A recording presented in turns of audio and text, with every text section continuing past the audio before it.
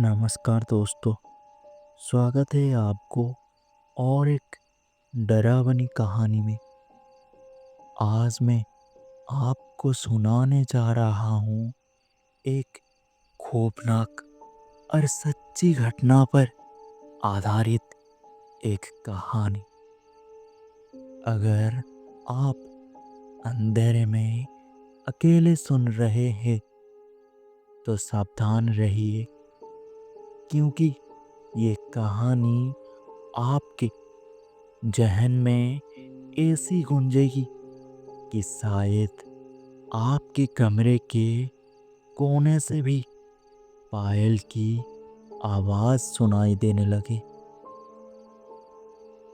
कभी किसी ने रात के सन्नाटों में उस मोड़ पर कदम रखने की हिम्मत नहीं की, क्योंकि वहां दिखाई देता है सफेद कपड़ों में लिपटा हुआ एक बुजुर्ग, जिसके हाथ में लंबा डंडा और आंखों में अजीब सी लाल चमक होती है।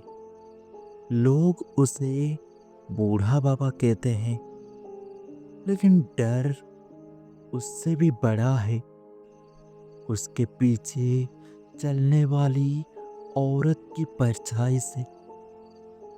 लंबे खुले बाल, पायल की भयानक झंकार और खून से सन्नी लाल आंखें। कहते हैं वो औरत कोई और नहीं बल्कि एक डायन है, जिसकी आत्मा आज भी बदला लेने के लिए जिंदा है। गांव के बुजुर्ग मानते हैं कि ये बूढ़ा बाबा दरअसल वही पंडित है जिसने कभी उस डायन को जिंदा जला दिया था।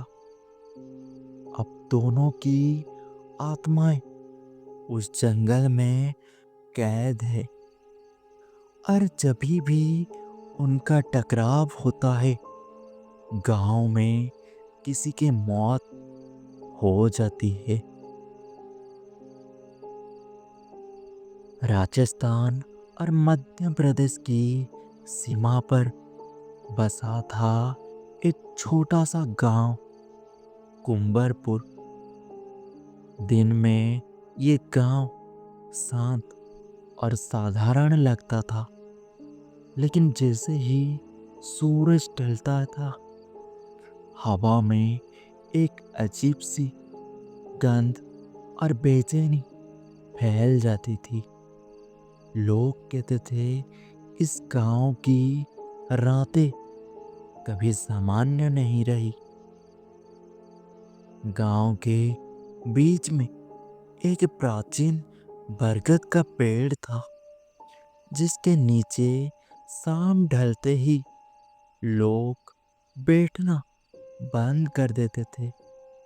बच्चे बूढ़े सब मानते थे कि उस पेड़ से जुड़ा एक खौफनाक राज है।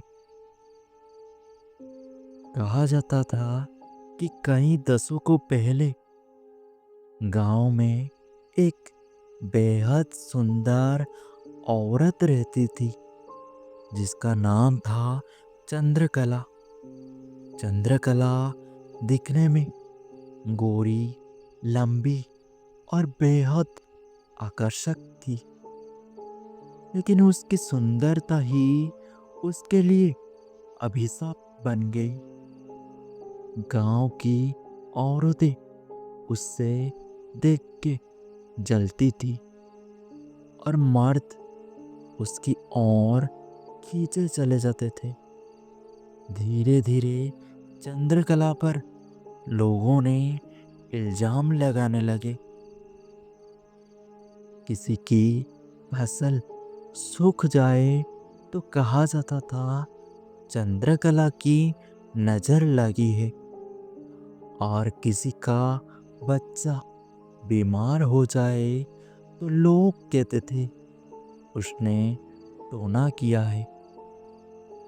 और जब एक रात गांव का जमींदार अचानक मौत के मुंह में चला गया तो सबने दोष चंद्रकला पर डाल दिया। गांव के पंडित जो बाद में बूढ़ा बाबा के नाम से मशहूर हुए, उसने उस समय पंचायत बुलवाई और कहा, ये औरत डायन है, अगर इसे ना रोका गया तो पूरा गांव बर्बाद हो जाएगा। लोगों ने बिना सबूत के चंद्रकला के पकड़ लिया। अमावस्या की रात थी और उसे पीपल के पेड़ से बांधकर जिंदा जला दिया गया।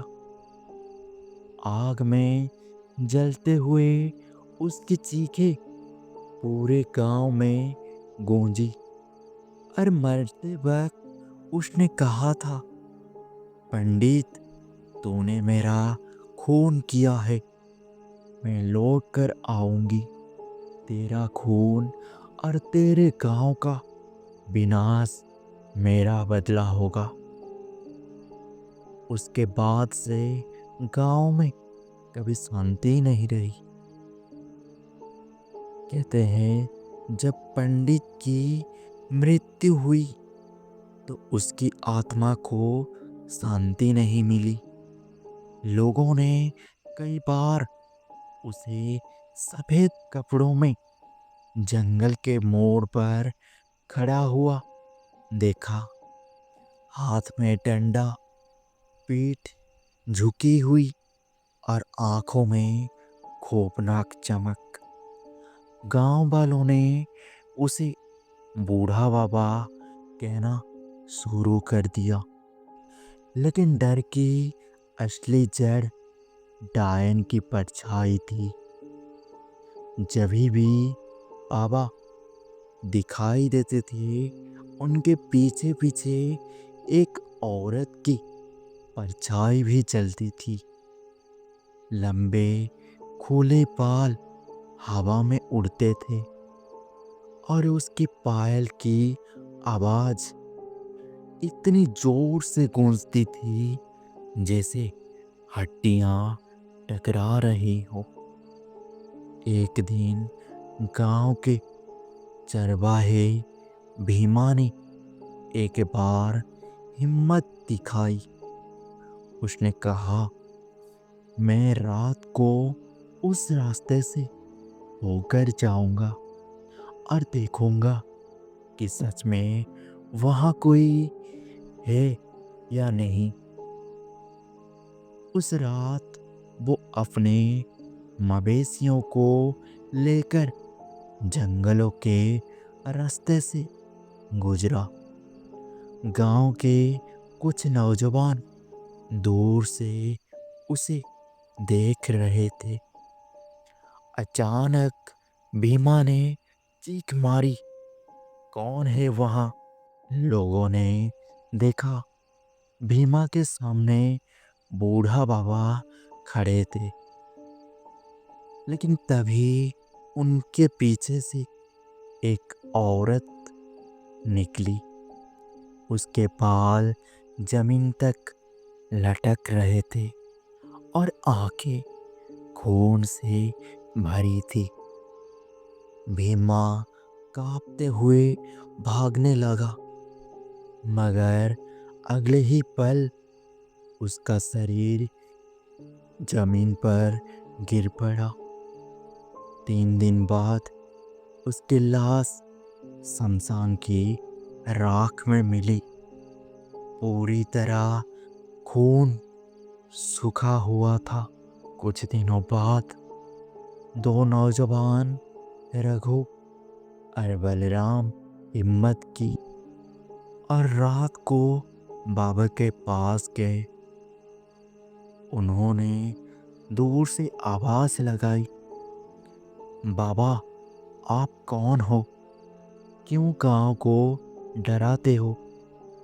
बाबा ने धीरे धीरे सिर उठाया और उनकी आवाज भारी और कांपती हुई थी। ये मेरा नहीं, उसका बदला है। मैंने उसे जलाया था, अब वो मुझे नहीं छोड़ेगी। और अगर तुम लोग यहाँ रुके तो तुम भी जिंदा नहीं जाओगे। इतना कहकर बाबा अचानक धुएं में गायब हो गए। लेकिन उसके बाद पीछे से पायल की भयानक झंकार सुनाई दी और दोनों नौजवान जान बचाकर गांव की ओर भागे। गांव में लगातार हादसों ने दहशत फैला देती थी। लोग रात को घरों से बाहर निकलना बंद कर चुके थे, लेकिन डर धीरे धीरे गुस्से में बदल रहा था। गांव के कुछ जवान ने बोले, हम कब तक इन आत्माओं को डर में जीते रहेंगे? बाबा हो या डायन, हमें इसका अंत करना होगा। पंचायत बुलाया गया और पंचायत ने तय किया कि अमावस्या की रात गांव के कुछ लोग जंगल में जाकर मंत्र उच्चार करेंगे और उन आत्माओं को शांति देंगे। अमावस्या की अंधेरी रात, आसमान पर बादल और चारों तरफ गहरा सन्नाटा। गांव के 5 लोग, रघु, बलराम, हरिया, गोपाल और मोहन, दिए और मंत्रों की किताब लेकर जंगल के मोड़ पर पहुंचे। जैसे ही उन्होंने दीपक जलाई, अचानक ठंडी हवा का झोंका आया और दिए एक एक कर बुझ गया। चारों तरफ अंधेरा फैल गया। तभी दूर से पायल की आवाज गूंजी। मोहन कांपते हुए बोला, वो आ रही है। और अगले ही पल धुंध से बूढ़ा बाबा बाहर निकले। उनकी आंखों से खून के आंसू बह रहे थे। उन्होंने कांपती हुई आवाज में कहा, भाग जाओ, तुम लोग यहाँ नहीं बच पाओगे। लेकिन अचानक बाबा के पीछे वही औरत प्रकट हुई। चंद्रकला की आत्मा, चेहरे पर जलने के निशान, बाल बिखरी हुई और होठों से टपकता हुआ खून। उसकी हंसी पूरे जंगल में गूंज उठी। पंडित, तुझे तो मैंने जिंदा ही साफ दिया था। अब तेरे गांव के ये लोग भी तेरा साथ देंगे। उसने अपनी लंबी उंगलियां बढ़ाकर हरिया को पकड़ लिया। हरिया चीखते चीखते वहीं गिर पड़ा। उसका शरीर बर्फ की तरह ठंडा हो गई, जैसे सारी जान चूस ली गई हो। बाकी 4 लोग भागने लगे, लेकिन पेड़ पौधे जैसे जिंदा होकर उन्हें रोक रहे थे। बलराम पेड़ की जड़ों से उलझ गया और जमीन में समा गया। उसी समय बाबा और डायन का टकराव हुई। बाबा ने अपना डंडा जमीन पर पटका और मंत्र पढ़ने लगे। जैसे ही मंत्रोच्चार शुरू हुआ, डायन चीखने लगी। उसकी परछाई कांपने लगी, लेकिन उसकी शक्ति और भी बढ़ गई।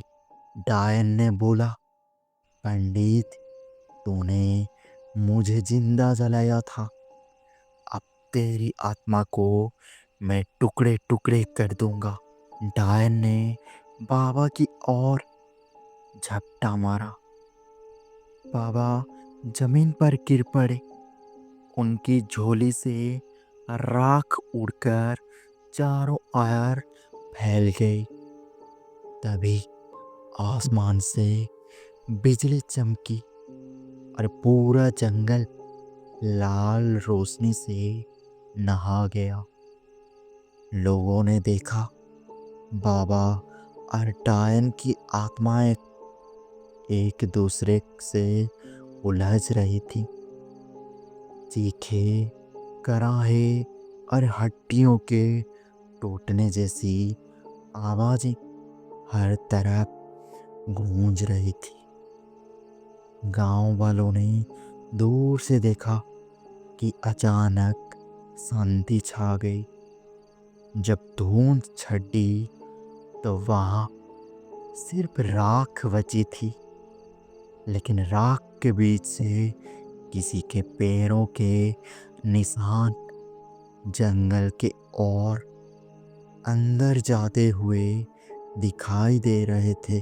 कभी छोटे तो कभी बड़े, जैसे बाबा और डायन दोनों की आत्माएं अब एक हो चुकी है।